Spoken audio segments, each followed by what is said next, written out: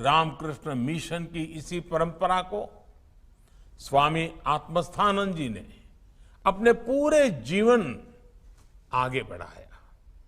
उन्होंने देश के अलग अलग हिस्सों में अपना जीवन खपाया, अनेक काम किए और जहां भी वो रहे वहां पूरी तरह रच बस गए। गुजरात में रहकर वो इतनी अच्छी गुजराती बोलते थे और मेरा तो सौभाग्य रहा कि जीवन के अंत काल में भी जब उनसे बात होती थी तो गुजराती में होती थी। मुझे भी उनकी गुजराती सुनना बहुत अच्छा लगता था। और मैं आज याद करना चाहता हूं कि जब कच्छ में भूकंप आया था तो एक पल भी उन्होंने नहीं लगाया और उसी समय, तब तो मैं राजनीति में कुछ भी नहीं था, मैं किसी पद पर भी नहीं था, एक कार्यकर्ता के रूप में काम करता था। उस समय भी उन्होंने मेरे साथ सारी परिस्थिति की चिंता की, बातचीत की और रामकृष्ण मिशन कच्छ में क्या काम कर सकता है। और देखते ही देखते पूरे विस्तार से और पूरे समय उनके मार्गदर्शन में उस समय कच्छ में भूकंप पीड़ितों को राहत देने के लिए बहुत सारे काम चालू हो गए। इसलिए रामकृष्ण मिशन के संतों को देश में राष्ट्रीय एकता के संवाहक इस रूप में हर कोई जानता है। और जब वो विदेश जाते हैं तो वो वहां भारतीयता का प्रतिनिधित्व करते हैं। साथियों, रामकृष्ण मिशन की ये जागृत परंपरा रामकृष्ण परमहंस जैसी दैवीय विभूति की साधना से प्रकट हुई है।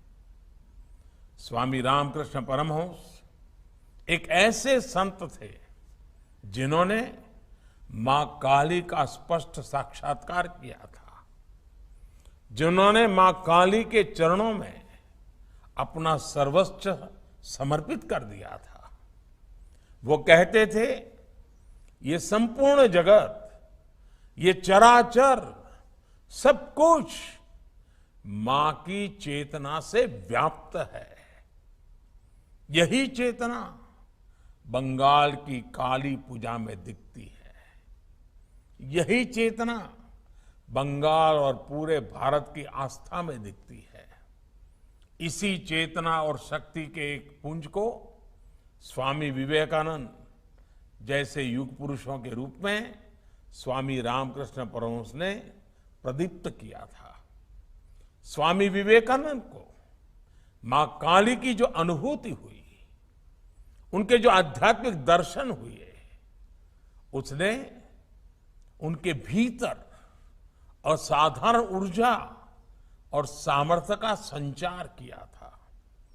स्वामी विवेकानंद जैसा ओजस्वी व्यक्तित्व, इतना विराट चरित्र, लेकिन जगन्माता काली की स्मृति में, उनकी भक्ति में वो छोटे बच्चे की तरह विह्वल हो जाते थे। भक्ति की ऐसी ही निश्चलता और शक्ति साधना का ऐसा ही सामर्थ्य मैं हमेशा पूज्य स्वामी आत्मस्थानंद जी के भीतर भी देखता था। और उनकी बातों में भी मां काली की चर्चा होती रहती थी।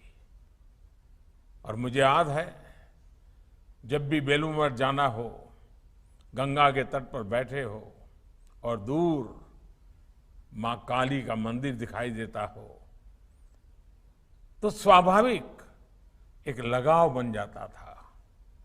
जब आस्था इतनी पवित्र होती है तो शक्ति साक्षात हमारा पथ प्रदर्शन करती है। इसलिए मां काली का वो असीमित, असीम आशीर्वाद हमेशा भारत के साथ है। भारत इसी आध्यात्मिक ऊर्जा को लेकर आज विश्व कल्याण की भावना से आगे बढ़ रहा है।